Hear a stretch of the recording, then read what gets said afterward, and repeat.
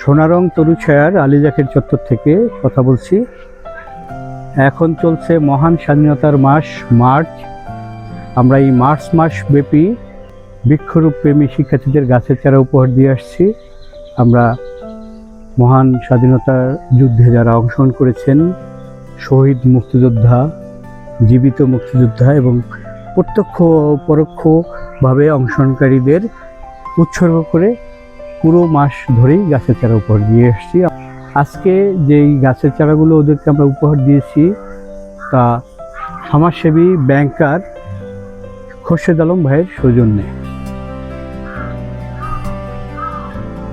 খোরশেদ আলম আঙ্কেলকে শুভেচ্ছা।